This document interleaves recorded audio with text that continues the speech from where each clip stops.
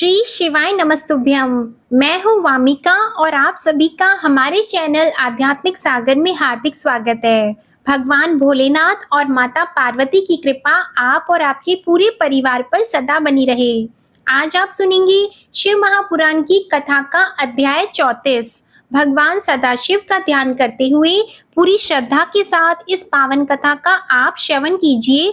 और अगर आपने शिव महापुराण की कथा के अध्याय 1 से 33 तक नहीं सुने हैं और आप सुनना चाहते हैं तो आप हमारी चैनल की प्लेलिस्ट में जाकर उन्हें भी सुन सकते हैं। तो आइए आज आप सुनिए शिव महापुराण की एक कथा जिसमें भगवान शिव के विवाह का उपसंहार का वर्णन है और भगवान शिव के द्वारा कामदेव को जीवन दान एवं वर प्रदान करने का वर्णन है। ब्रह्मा जी कहते हैं, हे नारद, तदंतर मेरी आज्ञा पाकर महेश्वर ने ब्राह्मणों द्वारा अग्नि की स्थापना करवाई और पार्वती को अपने आगे बिठाकर वहां ऋग्वेद, यजुर्वेद तथा सामवेद के मंत्रों द्वारा अग्नि में आहुतियां दी। हे तात, उस समय काली के भाई मैनाक ने लावा की अंजलि दी और काली तथा शिव दोनों ने आहुति देकर लोकाचार का आश्रय लेकर प्रसन्नता पूर्वक अग्निदेव की परिक्रमा की। हे नारद, तदंतर शिव की आज्ञा से मुनियों सहित मैंने शिव विवाह का शेष कार्य प्रसन्नता पूर्वक पूरा किया। फिर उन दोनों दंपति के मस्तक का अभिषेक हुआ। ब्राह्मणों ने उन्हें आदर पूर्वक ध्रुव का दर्शन कराया। तत्पश्चात हृदयालंबन का कार्य हुआ। फिर बड़े उत्साह के साथ स्वस्ति वाचन किया गया। इसके पश्चात ब्राह्मणों की आज्ञा से शिव ने शिवा के सिर में सिंदूर दान किया।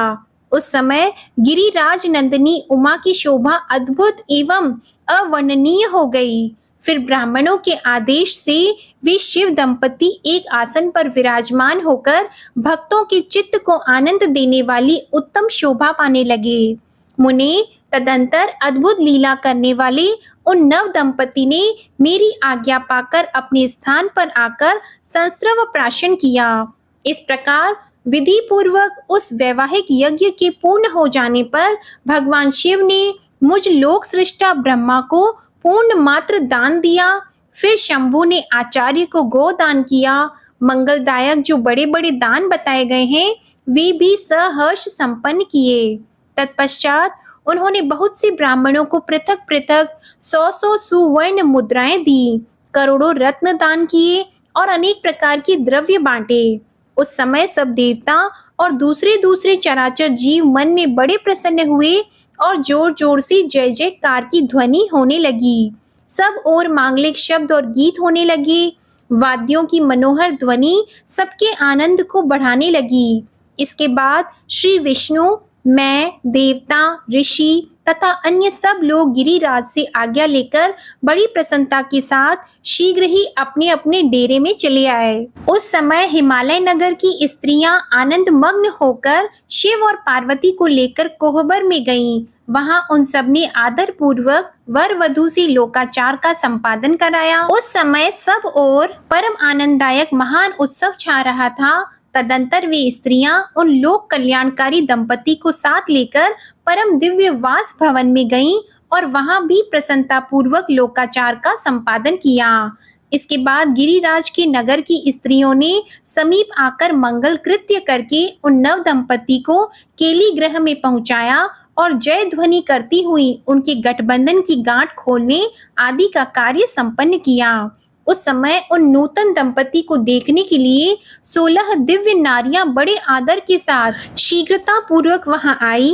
उनके नाम इस प्रकार हैं: सरस्वती, लक्ष्मी, सावित्री, गंगा, अदिति, शची, लोपामुद्रा, अरुंधति, अहल्या, तुलसी, स्वाहा, रोहिणी, पृथ्वी, शतरूपा, संज्ञा तथा रति। ये देवांगनाएं तथा मनोहारिणी देव कन्या, नाग कन्या और मुनि कन्याएं भी वहां आ पहुंची। वहां जितनी स्त्रियां उपस्थित थीं उन सबकी गणना करने में कौन समर्थ है। उनके दिए हुए रत्नमय सिंहासन पर भगवान शिव प्रसन्नता पूर्वक बैठे। उस समय उन्होंने शिव से नाना प्रकार की विनोदपूर्ण बातें कहीं। तदंतर प्रसन्न चित्त हुए महेश्वर ने अपनी पत्नी के साथ मिष्ठान भोजन और आचमन करके कपूर डाला हुआ पान खाया। इस अवसर पर अनुकूल समय जान प्रसन्न हुई रति ने दीन वत्सल भगवान शंकर से कहा, भगवान, पार्वती का पाणी ग्रहण करके आपने अत्यंत दुर्लभ सौभाग्य प्राप्त किया है। बताइए, मेरे प्राणनाथ को जो सर्वथा स्वार्थ रहित थे, आपने क्यों भस्म कर डाला? अब यहाँ मेरे पति को जीवित कीजिए और आपको और मुझको जो समान रूप से वियोग जनित संताप प्राप्त हुआ है, उसे दूर कीजिए। महेश्वर, आपके इस विवाह उत्सव में सब लोग सुखी हुए हैं, केवल मैं ही अपने पति के बिना दुख में डूबी हुई हूँ। देव शंकर, प्रसन्न होइए और मुझे सनाथ कीजिए। दीन बंधो, परम प्रभु, अपनी कही हुई बात को सत्य कीजिए। चराचर प्राणियों सहित तीनों लोकों में आपके सिवा दूसरा कौन है जो मेरे दुख का नाश करने में समर्थ हो? ऐसा जानकर आप मुझ पर दया कीजिए। दीनों पर दया करने वाले नाथ, सबको आनंद प्रदान करने वाले, अपने इस विवाह उत्सव में मुझे भी उत्सव संपन्न बनाइए। मेरे प्राणनाथ के जीवित होने पर ही अपनी प्रिया पार्वती के साथ आपका सुंदर विहार परिपूर्ण होगा, इसमें संशय नहीं है। सर्वेश्वर, आप सब कुछ करने में समर्थ हैं, क्योंकि आप ही परमेश्वर हैं। यहाँ अधिक कहने से क्या लाभ? सर्वेश्वर, आप शीघ्र मेरे पति को जीवित कीजिए। ऐसा कहकर रति ने गांठ में बंधा हुआ कामदेव के शरीर का भस्म शंभू को दे दिया और उनके सामने हाँ नाथ कहकर रोने लगी। रति का रोदन सुनकर सरस्वती आदि सभी देवियां रोने लगी और अत्यंत दीन वाणी में बोली, प्रभु, आपका नाम भक्त वत्सल है, आप दीन बंधु और दया के सागर हैं, अतः काम को जीवन दान दीजिए और रति को उत्साहित कीजिए। आपको नमस्कार है। ब्रह्मा जी कहते हैं, हे नारद, उन सबकी यह बात सुनकर महेश्वर प्रसन्न हो गए। उन करुणा सागर प्रभु ने तत्काल ही रति पर कृपा की। भगवान शूलपाणी की अमृतमय दृष्टि पड़ते ही पहले जैसे रूप, वेश और चिन्ह से युक्त अद्भुत मूर्तिधारी सुंदर कामदेव उस भस्म से प्रकट हो गया। अपने पति को वैसे ही रूप, आकृति, मंद मुस्कान और धनुष बाण से युक्त देखकर रति ने महेश्वर को प्रणाम किया। वह कृतार्थ हो गई। उसने प्राणनाथ की प्राप्ति कराने वाले भगवान शिव का अपने जीवित पति के साथ हाथ जोड़कर बारंबार स्तवन किया। पत्नी सहित काम की हुई स्तुति को सुनकर दया हृदय भगवान शंकर अत्यंत प्रसन्न हुए और इस प्रकार बोले। शंकर जी बोले, मनोभव, पत्नी सहित तुमने जो स्तुति की है उससे मैं बहुत प्रसन्न हूँ। स्वयं प्रकट होने वाले काम, तुम वर मांगो, मैं तुम्हें मनोवांछित वस्तु दूंगा। शंभु का यह वचन सुनकर कामदेव महान आनंद में निमग्न हो गया और हाथ जोड़ मस्तक झुकाकर गदगद वाणी में बोला। कामदेव ने कहा, देव देव महादेव, करुणा सागर प्रभु, यदि आप मुझ पर प्रसन्न हैं तो मेरे लिए आनंददायक होइए। प्रभु, पूर्व काल में मैंने जो अपराध किया था उसे क्षमा कीजिए। स्वजनों के प्रति परम प्रेम तथा अपने चरणों की भक्ति दीजिए। कामदेव का यह कथन सुनकर परमेश्वर शिव प्रसन्न होकर बोले, बहुत अच्छा। इसके बाद उन करुणानिधि ने हंसकर कहा, महामते कामदेव, मैं तुम पर प्रसन्न हूँ। तुम अपने मन से भय को निकाल दो, भगवान विष्णु के पास जाओ और इस घर से बाहर ही रहो। तदंतर काम शिवजी को प्रणाम करके बाहर आ गया। विष्णु आदि देवताओं ने उसे आशीर्वाद दिया। इसके बाद भगवान शंकर ने उस वास भवन में पार्वती को बाएं बिठाकर मिष्ठान भोजन कराया और पार्वती ने भी प्रसन्नता पूर्वक उनका मुंह मीठा किया। तदंतर वहां लोकाचार का पालन करते हुए आवश्यक कृत्य करके मैना और हिमवान की आज्ञा लेकर भगवान शिव जनवासी में चले गए। मुने, उस समय महान उत्सव हुआ और वेद मंत्रों की ध्वनि होने लगी। लोग चारों प्रकार के बाजे बजाने लगे। जनवासे में अपने स्थान पर पहुंचकर शिव ने लोकाचारवश मुनियों को प्रणाम किया। श्री हरि को और मुझे भी मस्तक झुकाया। फिर सब देवता आदि ने उनकी वंदना की। उस समय वहां जय जयकार, नमस्कार तथा समस्त विघ्नों का विनाश करने वाली शुभदायिनी वेद ध्वनि भी होने लगी। इसके बाद मैंने, भगवान विष्णु ने तथा इंद्र, ऋषि और सिद्ध आदि ने भी शंकर जी की स्तुति की। गिरिजा नायक महेश्वर की स्तुति करके वे विष्णु आदि देवता प्रसन्नता पूर्वक उनकी यथोचित सेवा में लग गए। तत्पश्चात लीला पूर्वक शरीर धारण करने वाले महेश्वर शंभु ने उन सबको सम्मान दिया। फिर उन परमेश्वर की आज्ञा पाकर वे विष्णु आदि देवता अत्यंत प्रसन्न होकर अपने अपनी विश्राम स्थान को चले गए। ब्रह्मा जी कहते हैं, हे तात, तदंतर भाग्यवानों में श्रेष्ठ और चतुर गिरिराज हिमवान ने बारातियों को भोजन कराने के लिए अपने आंगन को सुंदर ढंग से सजाया तथा अपने पुत्रों एवं अन्य अन्य पर्वतों को भेजकर शिव सहित सब देवताओं को भोजन के लिए बुलाया।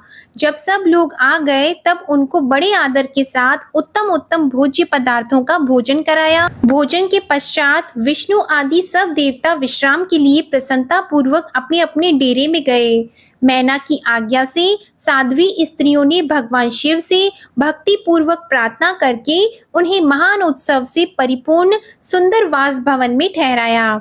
मैना के दिए हुए मनोहर रत्न सिंहासन पर बैठकर आनंदित हुए शंभु ने उस वास मंदिर का निरीक्षण किया। वह भवन प्रज्वलित हुए सैकड़ों रत्नमय प्रदीपों के कारण अद्भुत प्रभा से उद्भासित हो रहा था। वहां रत्नमय पात्र तथा रत्नों के ही कलश रखे गए थे। मोती और मणियों से सारा भवन जगमगा रहा था। रत्नमय दर्पण की शोभा से संपन्न और श्वेत चंवरों से अलंकृत था। वह महादिव्य, अति विचित्र, परम मनोहर तथा मन को आह्लाद प्रदान करने वाला। उसके फर्श पर नाना प्रकार की रचनाएं की गई थी। शिवजी के दिए हुए वर का ही महान एवं अनुपम प्रभाव दिखाता हुआ वह शोभाशाली भवन शिवलोक के नाम से प्रसिद्ध किया गया था। नाना प्रकार के सुगंधित श्रेष्ठ द्रव्यों से सुवासित तथा सुंदर प्रकाश से परिपूर्ण था। वहां चंदन और अगर की सम्मिलित गंध फैल रही थी। उस भवन में फूलों की सेज बिछी हुई थी। विश्वकर्मा का बनाया हुआ वह भवन नाना प्रकार के विचित्र चित्रों से सुसज्जित था। उसमें विश्वकर्मा द्वारा निर्मित कृत्रिम वैकुंठ, ब्रह्मालोक, कैलाश, इंद्र भवन तथा शिवलोक आदि दिख रहे थे। ऐसे आश्चर्यजनक शोभा से संपन्न उस वास भवन को देखकर गिरिराज हिमालय की प्रशंसा करते हुए भगवान महेश्वर बहुत संतुष्ट हुए। इधर हिमालय ने बड़ी प्रसन्नता से अपने समस्त भाई बंधुओं एवं दूसरे लोगों को भी भोजन कराया और जो कार्य शेष रह गए थे उन्हें भी पूर्ण किया। शैलराज हिमालय इस प्रकार आवश्यक कार्य में लगे हुए थे और प्रभात काल होने पर धैर्यवान और उत्साही पुरुष नाना प्रकार की बाजी बजाने लगे। उस समय श्री विष्णु आदि सब देवता सानंद उठे और अपने इष्ट देव देवेश्वर शिव का स्मरण करके वहां से कैलाश को चलने के लिए जल्दी जल्दी तैयार हो गए। उन्होंने अपने वाहन भी सुसज्जित कर लिए।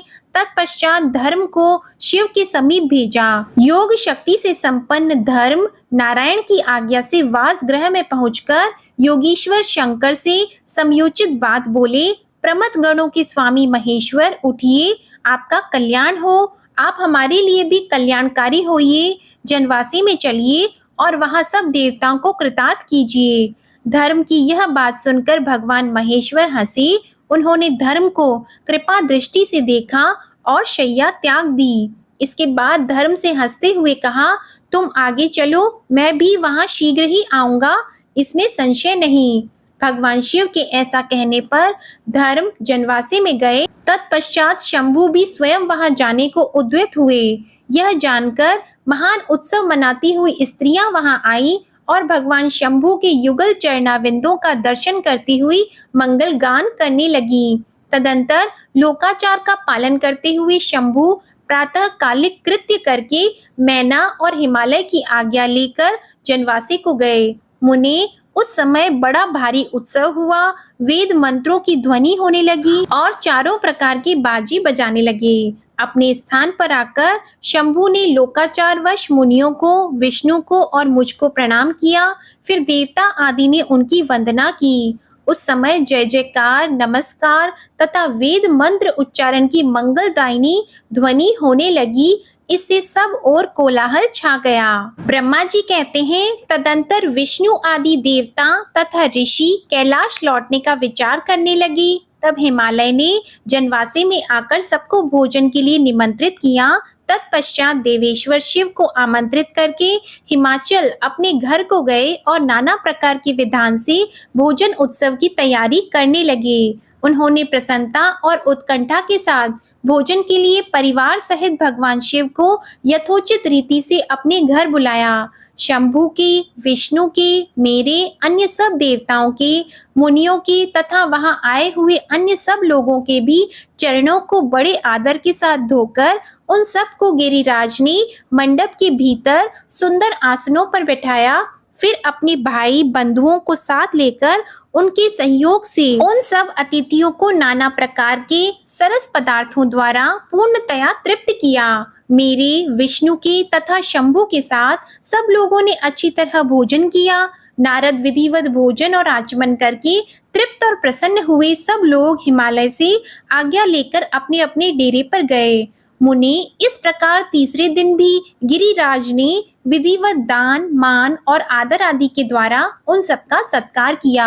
चौथा दिन आने पर शुद्धता पूर्वक सविधि चतुर्थी कर्म हुआ, जिसके बिना विवाह यज्ञ अधूरा ही रह जाता है। उस समय नाना प्रकार का उत्सव हुआ, साधुवाद और जय जयकार की ध्वनि हुई, बहुत से सुंदर दान दिए गए, भांति भांति के सुंदर गान और नृत्य हुए। पांचवें दिन सब देवताओं ने बड़े हर्ष और अत्यंत प्रेम के साथ शैलराज को सूचित किया कि अब हम लोग यहाँ से जाना चाहते हैं, आप आज्ञा प्रदान करें। उनकी यह बात सुनकर गिरिराज हिमवान हाथ जोड़कर बोले, देवगण, आप लोग कुछ दिन और ठहरे और मुझ पर कृपा करें। यह कहकर उन्होंने स्नेह के साथ उन देवताओं को, भगवान शिव को, विष्णु को, मुझको तथा अन्य लोगों को बहुत दिनों तक ठहराया और प्रतिदिन विशेष आदर सत्कार किया। इस प्रकार देवताओं के वहां रहते हुए बहुत दिन बीत गए। तब उन सब ने गिरिराज के पास सप्त ऋषियों को भेजा। सप्त ऋषियों ने हिमवान और मैना से समयोचित बात कहकर उन्हें समझाया, परम शिव तत्व का वर्णन किया तथा प्रसन्नता पूर्वक उनके सौभाग्य की सराहना की। हे मुने, उनके समझाने से गिरिराज ने बारात को विदा करना स्वीकार कर लिया। तत्पश्चात भगवान शंभू यात्रा के लिए उद्वित होकर देवता आदि के साथ शैलराज के पास आए। देवेश्वर शिव देवताओं सहित कैलाश की यात्रा के लिए जब उद्वित हुए, उस समय मैना उच्च स्वर से रोने लगी और उन कृपा निधान से बोली। मैना ने कहा, कृपा निधि, कृपा करके मेरी शिवा का भली भांति लालन पालन कीजिएगा।